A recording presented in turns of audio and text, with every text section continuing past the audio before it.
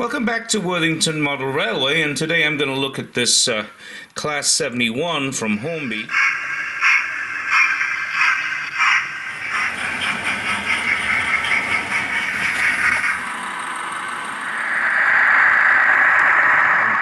Quite a weighty locomotive, seems. Here's the information on it. It's R3568 BR Green Class 71. So let's open it up and have a look. I'm also going to DCC fit it. Exactly what I'm going to do I haven't determined yet, but we'll look once we get it open. So having opened it up, here it is, and say it's very weighty. There's a lot of weight in this.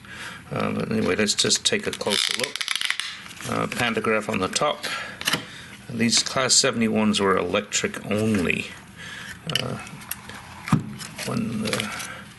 We have a bag of goodies here. I'm not quite sure. Looks like we have some head codes. And what else is in here? Okay. Looks like there's some alternative buffer beam ends there. Quite sure what's going on with that, but we'll have a look and see. Okay, let's take a look at the locomotive. We'll take a closer look. Mainly molded detail on this, but I do believe some of the handrails and things are separately fitted parts. Yeah, that handrail on the end there seems to be loose. We need a dab of glue. I don't know. We'll have to look and see. Oh no, I think it's okay. So, as I say, good detail here. Nice window there so we can see in. This is supposed to be the electrical motors, lake crest. Not a lot of other things going on. Working pantograph. We'll look at that in a little while. Only major difference being there's a window on one side and there's just grills on the other side. So not an awful lot more to look at here. Let's sort of get this open. I think it just snaps off to get open. We need to get something underneath here. There's a number of little snaps along there, and it'll pull right off. So let me get on and do that. So just looking at the instruction leaflet here, you can see this is the detail part that goes in here, and I am not sure if you can run it with those fitted or not. Certainly is a good question to understand that. Anyhow, as usual, Hornby provides us with a nice line drawing and a little bit of history of the locomotive. Hopefully you can see that, and if you want you can stop the video and read it. So having opened this up, it's pretty easy to actually put a decoder in here. The 8-pin blanking plate is right there, and it looks like there's a reasonable amount of height here. I got a couple of different options I'm looking at for a decoder. I have this Digitrax, it's a DN136PS, and I think there's plenty of room to get that in there if I just want to put that there.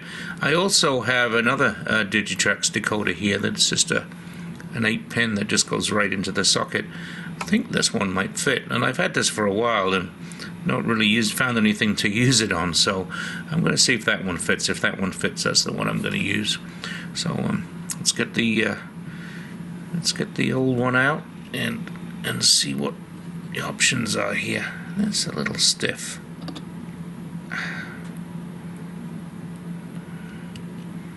Okay, came out. Now, according to the diagram for this, if we're looking at this, this is pin 1 right here, and that appears to be pin 1 there. So based upon that, That's pin 1 is there, so that needs to go in pretty much like this.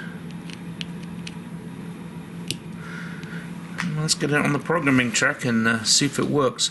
I suppose I should just check to make sure that this is going to go back on, but I don't think so. I think there's plenty of room in there.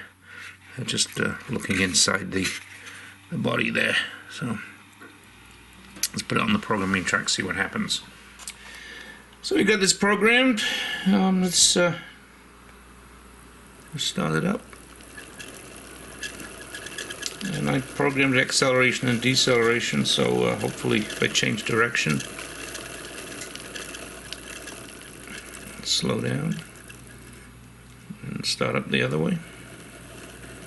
Yep. Now let's get it back together and see how it runs. So the other thing I wanted to check here is just to make sure the lights come on. So if I hit headlight, we get lights, and if I reverse the direction, we get tail lights. Now there is a switch on the bottom of this that supposedly turns the tail lights off. I will test that in a second. So if we look on the bottom of here, there's two switches. One of the top one is for the pantograph if we want to get power from the pantograph, and the bottom one supposedly changes the mode of the rear lights. So if you're running light engine, you can have rear lights on, and if you're not, you can ensure the rear lights are off. So let's see if that did anything. So now we get different behavior. So the lights are on. If we change the direction, those lights go off. So we only have lights on when we're going forwards. So let's take a closer look at this 71, because the 71 was electric only, but it could either pick up the power from the wheels or from the overhead pantograph. But it had no diesel capabilities, so unlike the 74 and 75, which could do diesel or electric, could run on either, these could only run on the electric areas, electrified rails. Mainly ran on the southern region, which was the area that was pretty much all electrified. So it was an interesting class of locomotive. Anyway, let's just take a look.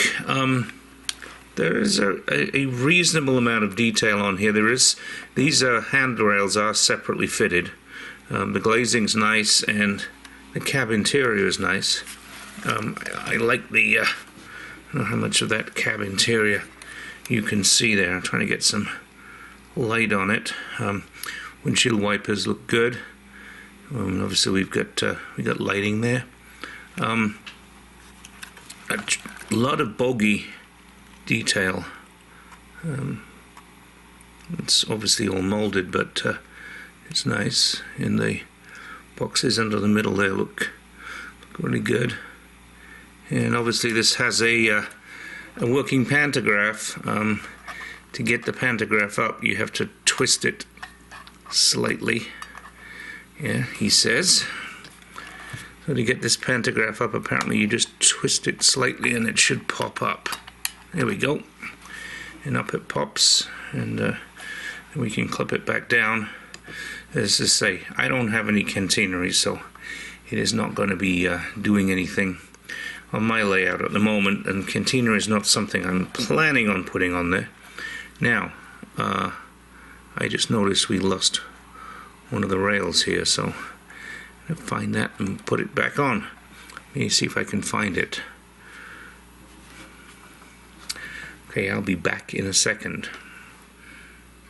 So I found that handrail and put it back on. As I say, they are separately fitted, as we now know. Although I think I just put it on upside down, so let me fix it. That was clever. So there it is, back on. And we'll get this on the layout and see how well it runs. That weight, it definitely is heavy. It has a lot of weight. Maybe I should actually weigh it, but a lot of weight there.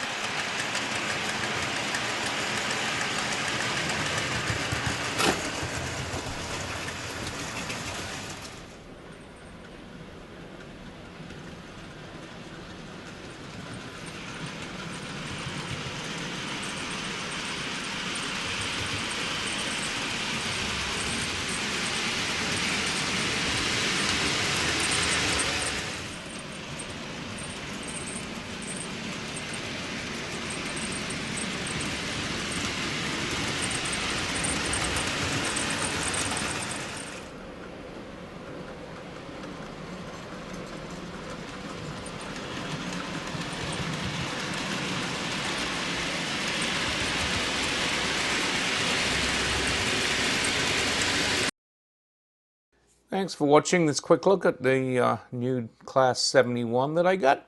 I hope you enjoyed it. Please subscribe. There's a button to the top right if you haven't already subscribed to the channel. It is free. And there'll be another video to the top left.